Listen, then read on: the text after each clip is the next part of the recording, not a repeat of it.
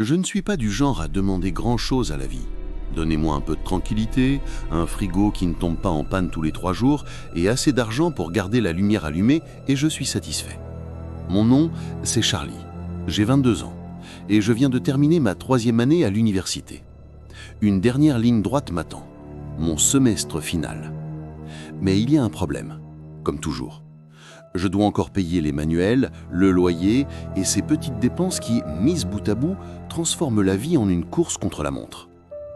Je suis étudiant en sciences de l'environnement, pas parce que je crois que je vais sauver le monde, ni parce que j'ai une grande vocation messianique.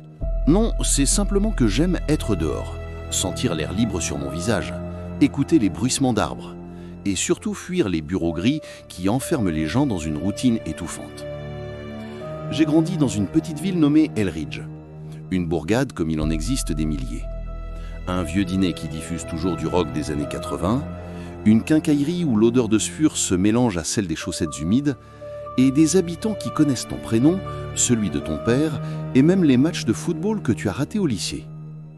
Elridge est ennuyeuse, certes, mais c'est une monotonie rassurante. On y trouve une sorte de confort dans la répétition, même si, soyons honnêtes, ce n'est pas un endroit où tu construis un avenir brillant. À moins que ton oncle ne possède un commerce prospère ou que tu sois doué pour réparer des moteurs, tu ne fais pas long feu. Moi, j'ai 2 mains gauches dès qu'il s'agit de mécanique. Je me salis les doigts d'huile en 2 secondes et, sans réfléchir, je les essuie sur mon jean. Résultat, un pantalon fichu. Voilà qui je suis. Cet été, je ne voulais rien de compliqué. Pas de stage non payé avec 15 heures de travail pour gonfler artificiellement un CV. Pas de patron qui me demande de sourire comme un automate. Non, je cherchais juste un job simple. Un truc où je pouvais pointer, faire mes heures, puis rentrer sans me recourner. Trevor, mon pote de fac, m'avait donné une idée. Travailler de nuit. C'est parfait, m'avait-il dit. Pas de stress, pas de clients chiens, juste toi et le silence. Lui avait fait de la sécurité dans un concessionnaire de bateaux. Les 3 premières nuits avaient été bizarres, mais après, il passait son temps à avaler des burritos au micro-ondes et à regarder des vieux films de kung-fu sur son ordinateur portable. À l'écouter, ça ressemblait à la paix absolue. C'est exactement ce que je voulais. Simple, tranquille et payé. C'est un dimanche que tout a basculé. J'ai vu une annonce dans le journal local. Rien d'impressionnant, même pas de logo. Juste quelques mots coincés entre un coupon pour le toilettage de chien et une petite annonce où une vieille dame vendait des cages à lapins. Le texte disait « Garde de nuit, station de service, pas d'expérience requise, début immédiat, bon salaire. » Pas d'adresse mail, pas de site web, juste un numéro imprimé en bas. C'était parfait pour moi, surtout qu'on ne demandait pas de CV. Je n'ai jamais été doué pour inventer des phrases pompeuses qui déguisent 3 boulots précaires en « expérience professionnelle ». Mon parcours professionnel jusqu'ici n'avait rien de glorieux. Serveur dans 2 restaurants miteux, manutentionnaire en plein été pour un entrepreneur bizarre, vendeur de pop-corn dans un cinéma dont la climatisation était toujours en panne. Bref, rien qui fasse rêver un recruteur. Alors j'ai pris mon téléphone et j'ai composé le numéro. Un homme a décroché au 2e appel. Sa voix était grave, sèche, sans chaleur. Il s'appelait Mason. Pas de nom de famille. J'ai à peine eu le temps de dire « Bonjour, j'appelle pour le poste de nuit » qu'il m'a coupé. « Tu es pris. » Juste ça. Pas une question, pas une hésitation. Comme si ma voix seule suffisait. J'ai attendu, un peu bête, pensant qu'il plaisantait, mais Mason a continué, implacable. La station est au bout d'un chemin de terre, route 7, près de l'ancien panneau du loge de pêche. Ça a brûlé dans les années 90. Ton service commence demain à minuit, ne sois pas en retard. Puis il a recroché. Pas une seule fois, il n'a demandé mon nom. Pas d'entretien, pas de formalité. Rien. Sur le moment, je me suis dit que c'était un job désespéré. Un endroit paumé sans doute. Peut-être que le dernier employé avait fui par ennui, ou pour trouver un meilleur salaire. Mais je n'ai pas cherché plus loin. J'avais besoin d'argent, j'aimais les nuits blanches, et tout ça me semblait étrangement gérable. Petit aparté pour vous qui écoutez cette histoire sur Nuit d'horreur. Si vous aimez les récits étranges, immersifs, et que vous voulez découvrir chaque nuit des histoires qui glacent le sang, pensez à vous abonner dès maintenant. Cela soutient la chaîne et vous permet de ne rien rater des prochains récits. Quand je recrochais ce soir-là, je sentis quelque chose. Une curiosité mélangée à une excitation trouble. J'ignorais alors que ce simple appel allait me conduire vers une station-service où les règles ne ressemblent à rien de ce que l'on peut imaginer. Une station au bout d'une route perdue où l'obscurité cache bien plus que des arbres. Ce n'était que le début. Le lendemain soir, je pris la route avec une boule au ventre. Pas d'angoisse, pas encore. Plutôt ce mélange d'excitation et d'appréhension qui précède toujours un premier jour de travail. J'avais préparé mon sac comme si je partais en camping. Une bouteille d'eau, 2 paquets de chewing-gum, un vieux magazine retrouvé sous mon lit et un carnet pour griffonner des notes ou tuer le temps. Je n'avais pas pris de nourriture, convaincu qu'une station-service regorge forcément de snacks. Je partis vers 23h15. La route principale était déserte, ce qui n'avait rien d'inhabituel à cette heure. Mais plus j'approchais de la route 7, plus le décor changeait. Les lampadaires se faisaient rares. Certains, penchés ou brisés, semblaient avoir été frappés par un accident dont personne n'avait jamais pris la peine de réparer les traces. J'en vis un tordu presque à l'horizontale, comme si un camion l'avait percuté avant de disparaître dans la nuit. Quand j'atteignis le chemin de terre, je faillis le manquer. Pas de panneau, pas de marquage, juste une ouverture étroite bordée de 2 boîtes aux lettres rouillées, envahies par des herbes folles. Je ralentis et tournai, mes pneus crissant sur le gravier.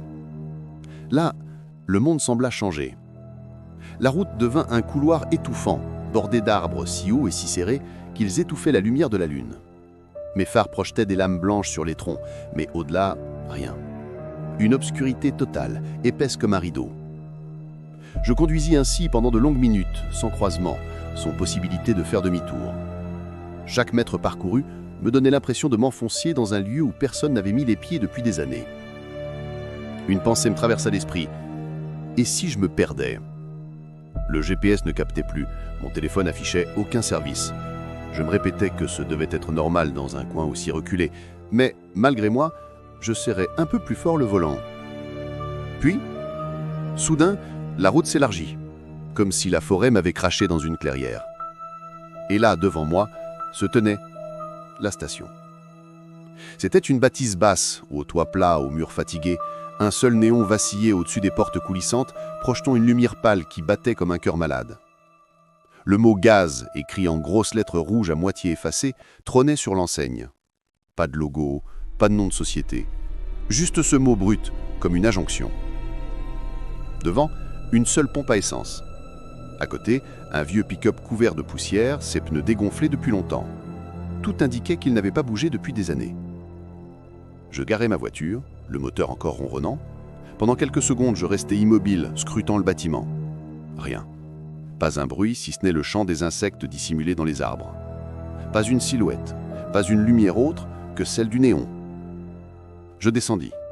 Le gravier craqua sous mes chaussures, résonnant beaucoup trop fort à mon goût dans ce silence pesant. Je m'avançai vers les portes coulissantes et remarquai qu'elles étaient enchaînées.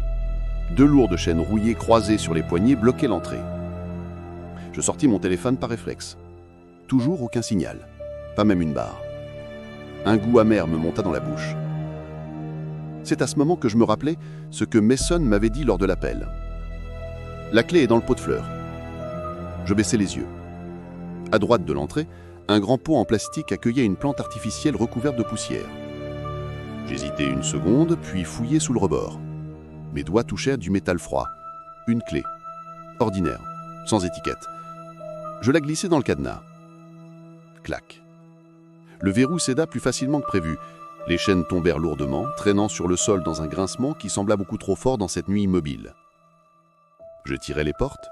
Elles résistèrent d'abord, grinçant comme si elles n'avaient pas été ouvertes depuis des mois.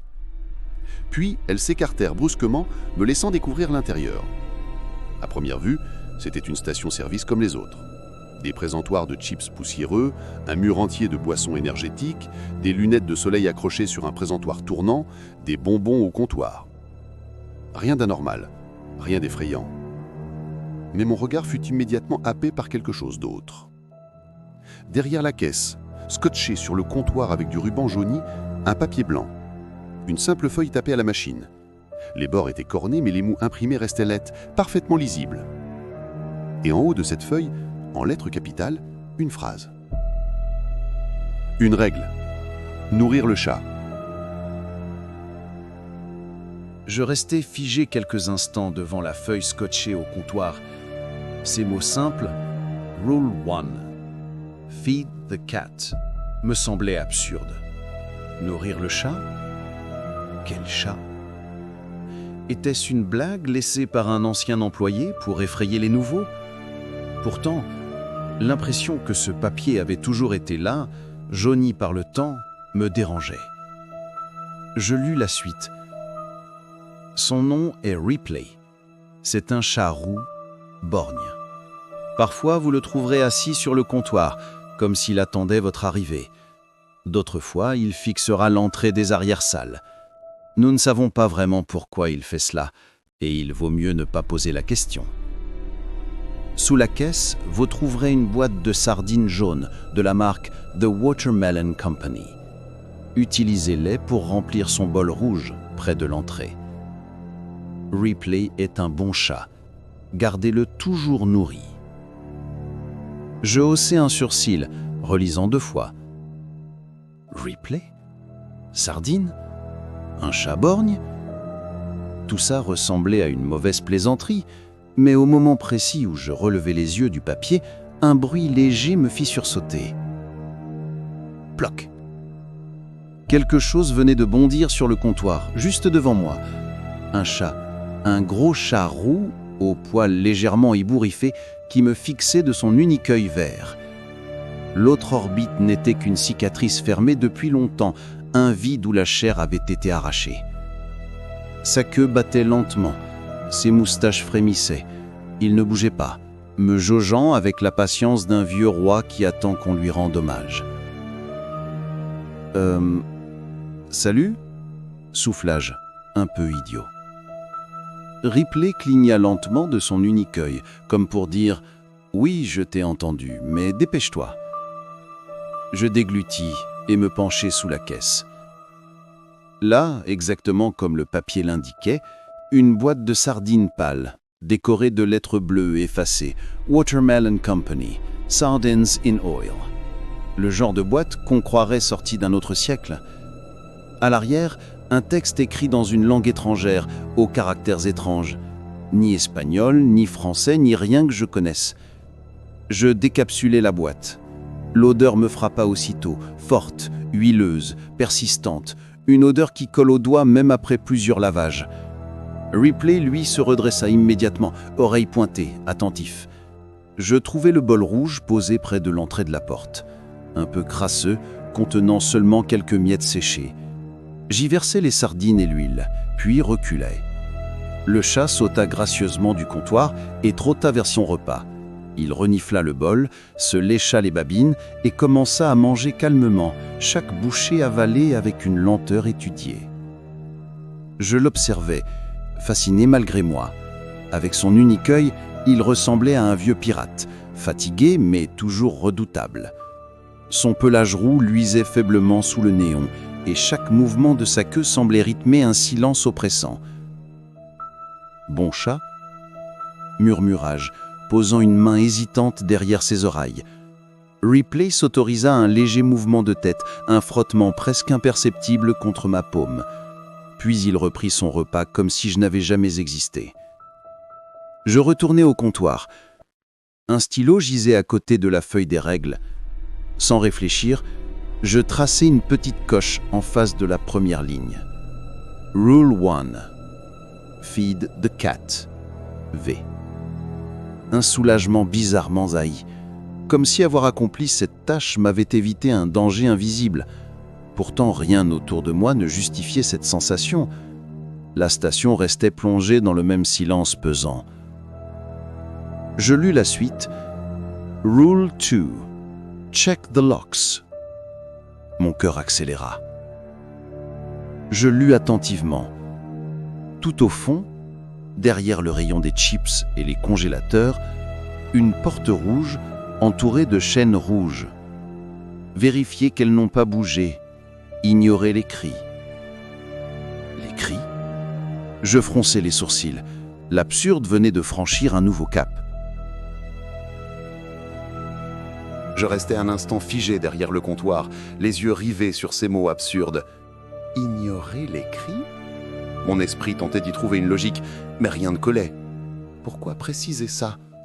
S'agissait-il d'une plaisanterie, d'une mauvaise blague destinée à déstabiliser les nouveaux employés ?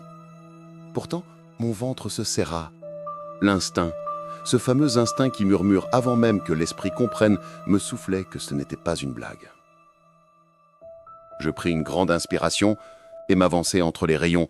Mes pas résonnaient étrangement dans cet espace pourtant exigu, comme si chaque bruit était amplifié par un vide invisible. Je traversai l'allée des chips, les paquets défraîchis aux noms grotesques comme Salty Crunch ou Zesty Corn Explosion semblaient m'observer. Leur couleur terne, presque effacée, donnait l'impression que personne ne les avait touchés depuis des décennies. Les congélateurs vibraient faiblement, produisant un ronflement sourd. J'en jetai un coup d'œil rapide.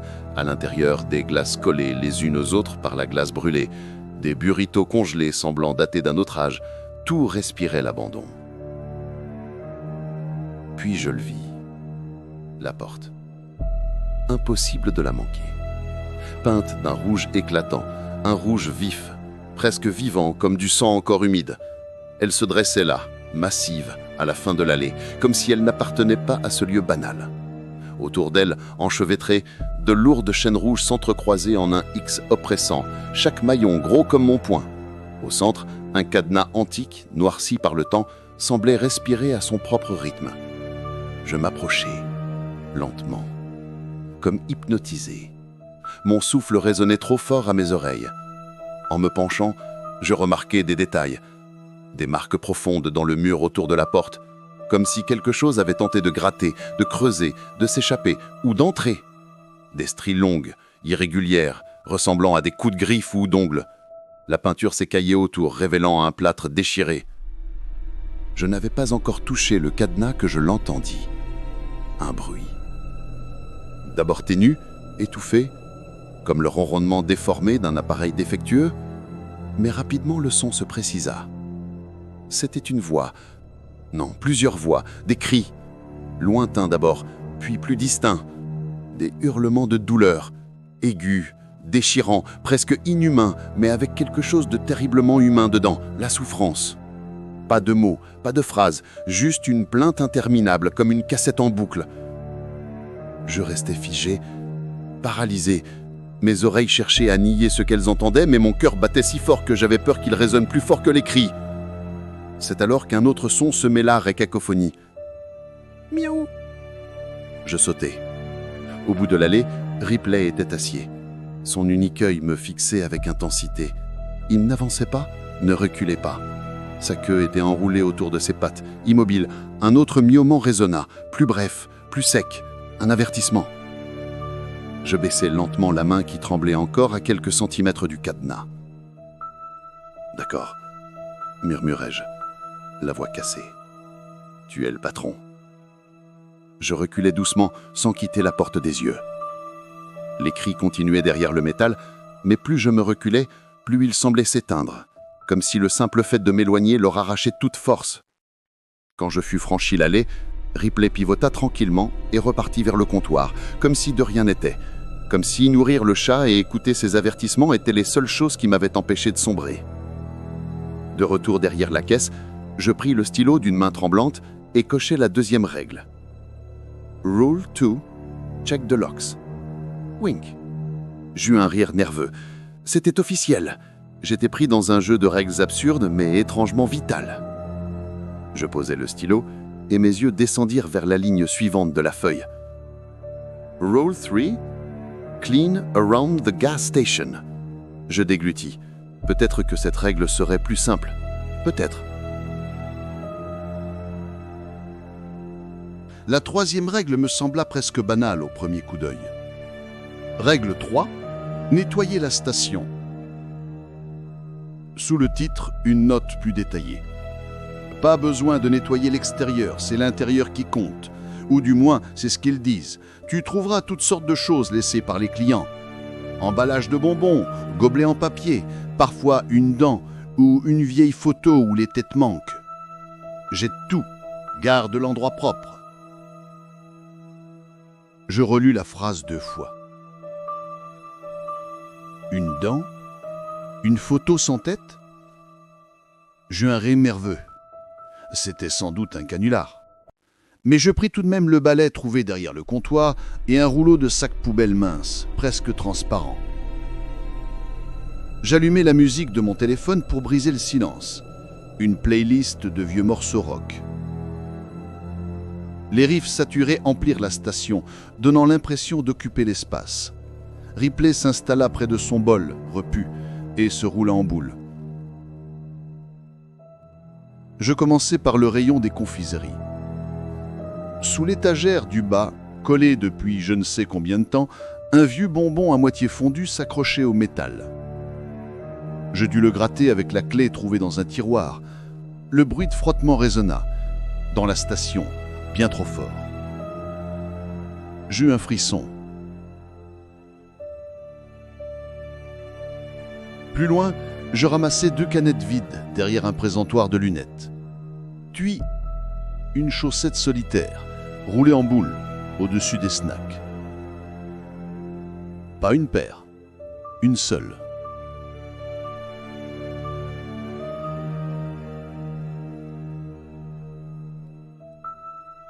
Grise, sans odeur. Qui laissait une chaussette dans une station-service? J'essayais d'ignorer l'inquiétude qui me montait et continuais. Près du frigo qui tout sautait comme un vieillard malade, je tombais sur une photo en noir et blanc. Elle était légèrement gondolée, les bords cornés. Dessus, une famille posait devant un stand de fête foraine. Ballon derrière eux, une tente rayée en arrière-plan. Le garçon portait une cravate. Mais aucun d'entre eux n'avait de tête. Pas floutée, pas arrachée. Juste absente. Comme si quelqu'un avait découpé net cette partie de l'image. Mon estomac se noie. Je retournai la photo. Rien. Pas de date. Pas d'inscription.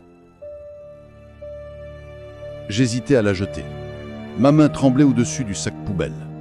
Mais une intuition me retint. J'avais l'impression que si je le mettais à la poubelle, quelque chose de pire arriverait. Alors je la glissai discrètement sous le comptoir, près de la boîte de sardines.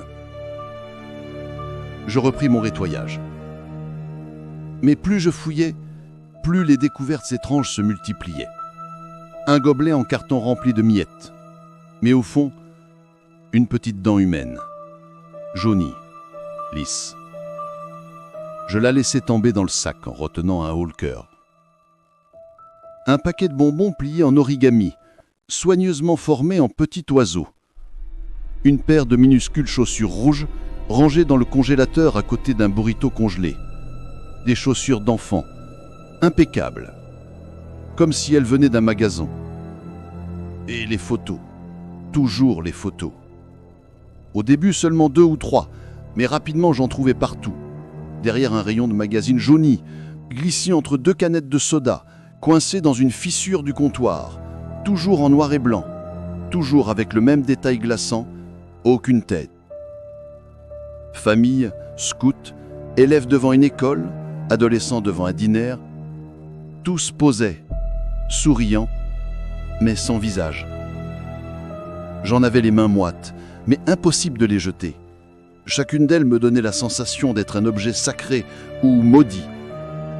Alors je les rangeai dans un tiroir sous la caisse, tout ensemble, comme pour les contenir. La musique de mon téléphone tournait encore, mais je n'y prêtais plus attention. J'étais plongé dans un silence oppressant, rythmé seulement par le frottement de mon balai et le ronflement des congélateurs. Ripley ronronnait doucement sur le comptoir, comme si rien n'était étrange, comme si c'était normal. Et moi je me surpris à penser, mais peut-être que c'est ça mon nouveau quotidien.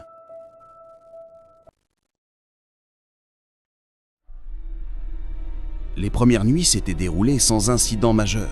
Oui, il y avait eu la porte rouge et ses cris, les photos sans tête, les chaussures rouges et les dents égarées, mais tant que je suivais les règles, tout semblait rester sous contrôle. Je me répétais que ce n'était qu'un boulot bizarre avec ses bizarreries propres. Une routine commençait presque à s'installer. Mais tout bascula à la 4e nuit. Il était 2 heures du matin pile quand je vis les phares. 2 halos blancs perçant la nuit, se fixant droit sur la vitrine de la station. Mon cœur fit un bond. Personne n'était venu jusque-là. Je crus d'abord à un client tardif. La voiture s'immobilisa sous le seul lampadaire qui fonctionnait encore sur le parking.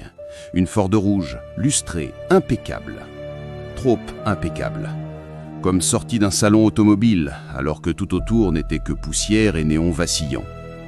Je m'approchai de la vitre pour mieux voir. Le conducteur était immobile. Un homme, assis droit derrière le volant, les mains crispées sur le cercle noir. Il portait un costume de velours sombre, roche pourpre ou violet profond, difficile à dire avec la lumière du lampadaire.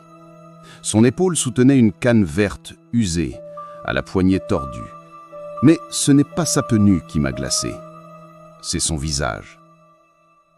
Il n'en avait pas. Pas d'yeux, pas de bouche, pas de nez. Juste une surface lisse, tendue comme de la cire, pâle et vide. Une absence terrifiante qui, pourtant, semblait me fixer à travers la vitre. Je reculais, le souffle court, et me précipitais vers le comptoir. Là, mes yeux balayaient frénétiquement la feuille des règles. Rule 4.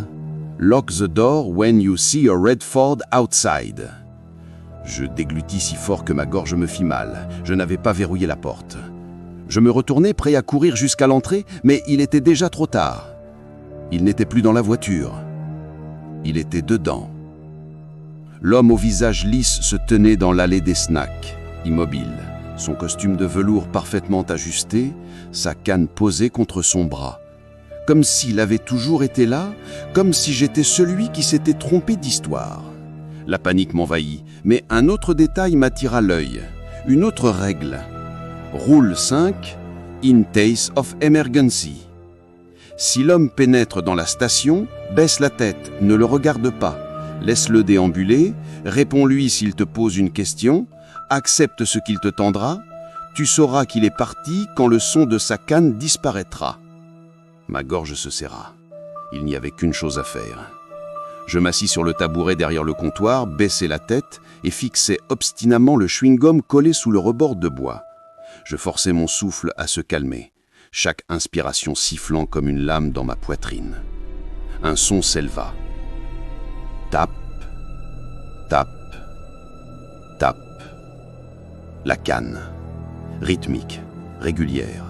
Non pas le pas hésitant d'un vieillard, mais le tic-tac d'un métronome. Chaque coup résonnait sur le carrelage, amplifiant ma peur. Il se rapprochait. Je résistais à l'envie de lever les yeux. Je ne voulais pas voir ce qu'était un visage centré de près. Je sentais sa présence, énorme, oppressante, juste devant moi. Le silence s'installa plus lourd que jamais. Puis une voix.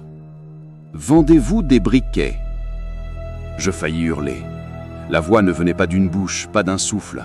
Elle était simplement là, suspendue dans l'air, lisse et étrangère, pourtant polie, presque banale. Ma bouche était sèche, mais j'articulais, sans lever les yeux. « Oui, devant vous, près des bonbons. » Un froissement de plastique suivit, le bruit d'un objet qu'on saisit, puis à nouveau le silence. Quelques secondes passèrent avant qu'un petit clic résonne. Quelque chose venait d'être posé sur le comptoir. Je tendis une main tremblante à l'aveugle et attrapai l'objet. Froid, lisse, plus lourd que je ne l'aurais cru. Je le glissai immédiatement dans le tiroir sans regarder. De nouveau, le tape, tape, tape reprit, s'éloignant cette fois. Les pas traversèrent l'allée, puis diminuèrent jusqu'à disparaître. Pas de porte qui s'ouvre, pas de bruit de moteur, mais je savais qu'il n'était plus là. Je relevai lentement la tête, le souffle court, et mon regard glissa malgré moi sur la feuille des règles. La suivante me fit frissonner. Rule 6, si tu le regardes en face, prie. Je restai assis, vidé, les doigts crispés sur le bord du comptoir. Si j'avais levé les yeux une seule seconde, peut-être que je n'aurais jamais eu l'occasion de les baisser à nouveau. Les jours suivants, je me sentis presque préparé. Chaque nuit avait son rituel. Je nourrissais Ripley avant minuit, je nettoyais la station, je jetais les objets étranges, sauf les photos, que je rangeais dans le tiroir. Et surtout, à 1h59, je verrouillais les portes pour attendre le passage immobile du conducteur de la Ford rouge. Tant que je suivais les règles, rien de grave ne se produisait. Mais le vendredi soir, quelque chose changea. Un peu après minuit, les portes s'ouvrirent dans un chuitement sec. Je sursautai. Personne n'était encore jamais entré. Un homme pénétra dans la station. Grand, mince, la quarantaine passée, vêtu d'une veste bleu marine et de bottes usées au cuir craquelé. Ses cheveux noirs grisonnaient sur les tempes. Il balaya les rayons du regard, comme s'il connaissait déjà parfaitement l'endroit, puis se tourna vers moi. « Charlie ?» demanda-t-il. Je hochai la tête, un peu raide. « Vous êtes Mason ?» Il esquissa un sourire discret et s'approcha pour me serrer la main.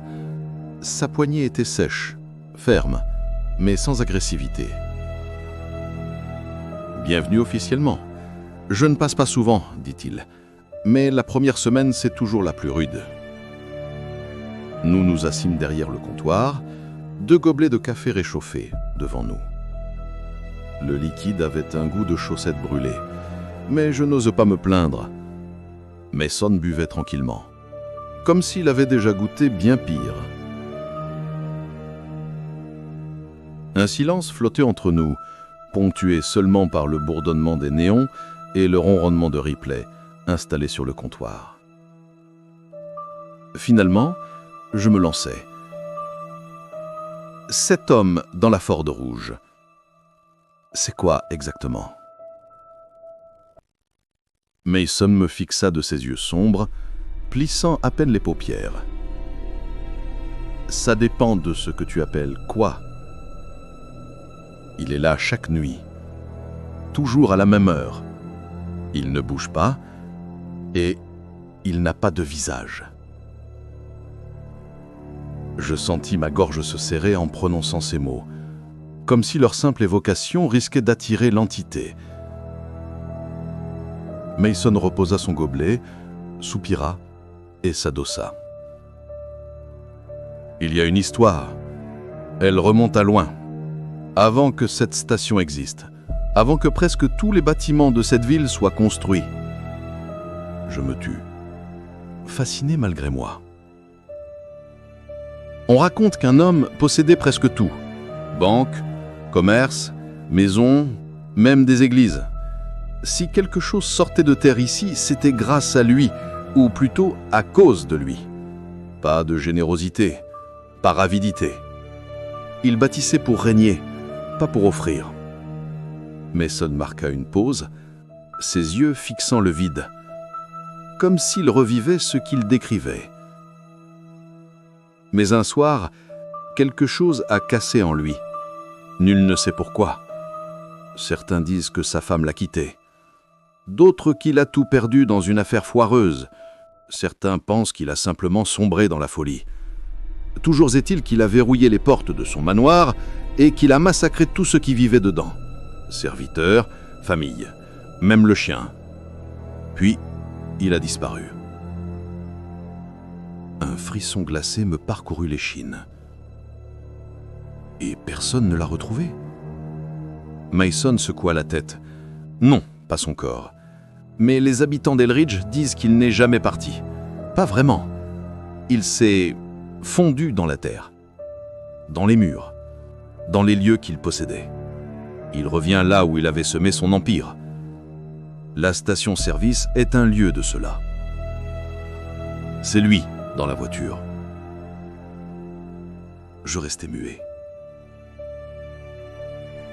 Comment il s'appelait ? Demandai-je enfin. Mason ne répondit pas tout de suite. Son regard s'assombrit. Les noms ont un poids, Charlie. Parfois, les prononcer, c'est les inviter. Contente-toi de savoir qu'il fut puissant et qu'il le reste d'une certaine manière.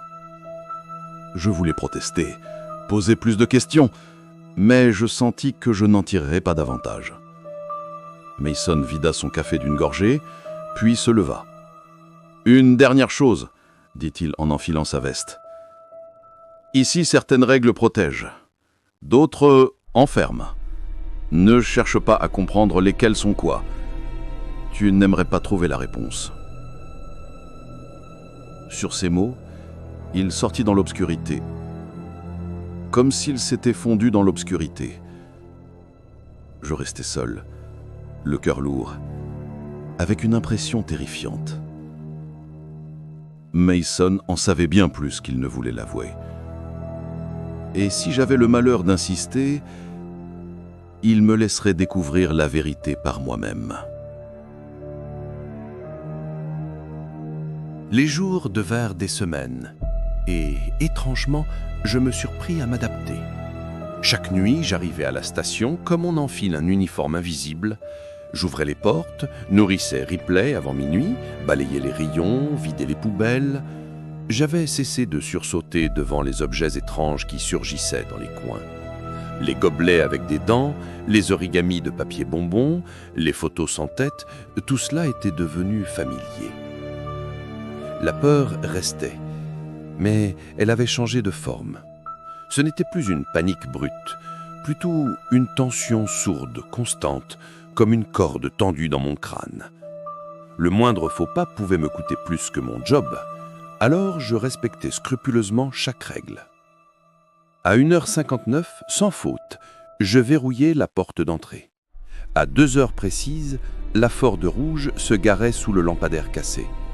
Toujours la même, toujours aussi luisante. Son conducteur, figé dans son costume de velours, restait dans le silence. Et moi, je détournais le regard.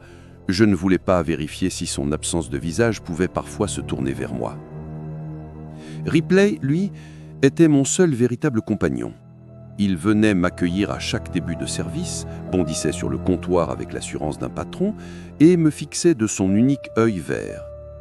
Je lui ouvrais une boîte de sardines et son ronronnement emplissait l'espace, comme un rappel. Tant qu'il mange, tout va bien. Sa présence me rassurait plus que je ne l'aurais cru. Dans ce lieu où tout semblait faux, Ripley paraissait étrangement réel. Je m'étais même surpris à lui parler, comme à un collègue.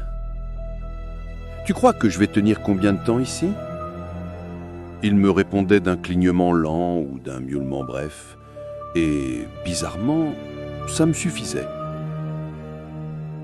Certains soirs, je sortais les vieilles photos du tiroir. Je les étalais sur le comptoir, une dizaine à la fois.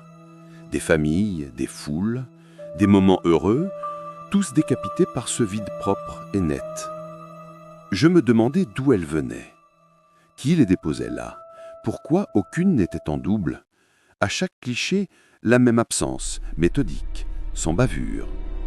Comme si un ciseau invisible avait effacé les visages.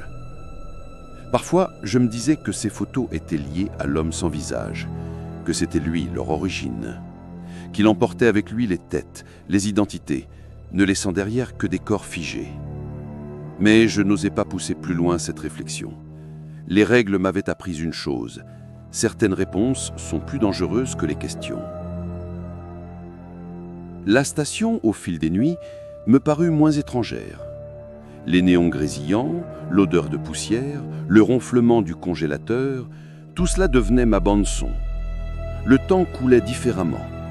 Dehors, le monde continuait, mais ici, il semblait s'être figé. Comme si la station appartenait à un autre plan, coincé entre deux réalités. Je savais que je devrais partir un jour, que ce job n'était censé être qu'un moyen de payer mes factures, rien de plus. Mais une partie de moi se surprenait à penser « et si je restais ?» Parce qu'aussi absurde que cela paraisse, Il y avait une forme de vérité dans ces règles. Tu les suis, tu survis. Point. Et ce contrat silencieux me semblait parfois plus honnête que bien des boulots normaux. Le temps passa. 1 mois, puis 2. Et je restais. Je n'avais pas prévu ça. Au départ, ce job devait n'être qu'un tremplin, une parenthèse pour payer mes manuels et tenir jusqu'à la fin de mes études. Mais quelque chose dans cette station m'avait retenu. Peut-être la tranquillité étrange de ces nuits.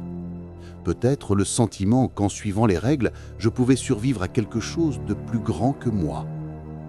Peut-être aussi Ripley, ce pirate borgne qui, par sa simple présence, rendait le lieu un peu moins hostile. La Ford Rouge revenait chaque nuit, implacable, comme un rappel silencieux que le monde contenait des forces que je ne devais pas chercher à comprendre. Je fermais toujours les portes à 1h59. Et, tant que je respectais l'horaire, l'homme sans visage restait à l'extérieur. Mais une obsession me rongeait. Qui était-il ? D'où venait-il ? Je commençais à chercher, sur mes jours de repos. Bibliothèque, archives en ligne, vieux journaux. Dans les cafés, je glissais des questions innocentes. Les regards fuyants des anciens du coin me suffisaient pour comprendre que je n'étais pas le premier à m'intéresser à lui. Mais personne ne voulait parler. Un soir, dans un journal jauni de près de 80 ans, je tombais sur un nom. Samson Field. Développeur richissime, bâtisseur, homme d'affaires incontournable de la région. Des articles le louaient pour avoir modernisé la ville. Mais d'autres mentionnaient des disparitions étranges, des affaires de famille étouffées, des soupçons jamais confirmés. Puis, je trouvais une photo. Un cliché en noir et blanc, granuleux, pris lors d'une inauguration. Au centre, un homme en costume de velours sombre, une canne fine, tordue à son extrémité, appuyée contre sa main. Son visage légèrement tourné, laissait deviner un sourire. Le même costume, la même canne, le même homme. Samson Field. Je restais figé, les doigts crispés sur le papier. L'homme dans la Ford Rouge avait un nom, et il était bien réel. Il avait existé, mais aujourd'hui, il n'était plus qu'une présence figée, une silhouette condamnée à hanter les lieux qu'il avait possédés. Je rangeais la coupure de presse dans mon sac. Ce soir-là, en reprenant mon service, j'ouvris la porte de la station comme d'habitude. Ripley m'attendait déjà sur le comptoir, son œil unique fixé sur moi. Je lui servis sa ration de sardines et son ronronnement résonna dans le silence. Je n'avais plus besoin de poser de questions. J'avais compris l'essentiel. Il y avait des règles visibles et invisibles. Certaines gardaient les choses dehors, d'autres les enfermaient. Et quelques-unes n'existaient que pour rappeler une vérité. Tout n'est pas fait pour être compris. Alors, j'ai cessé de chercher. J'ai accepté ma place. Et, nuit après nuit, je tiens ma garde. Ripley ronronne. La porte rouge reste scellée. La Ford s'arrête toujours sous le lampadaire. Et moi, je suis encore là. Vous qui écoutez cette histoire sur Nuit d'horreur, souvenez-vous, certaines règles sont faites pour être suivies à la lettre, tout comme certains récits sont faits pour être entendus dans le noir. Si cette histoire vous a tenu en haleine, abonnez-vous dès maintenant à la chaîne. D'autres nuits vous attendent. D'autres vérités se cachent derrière la lumière vacillante.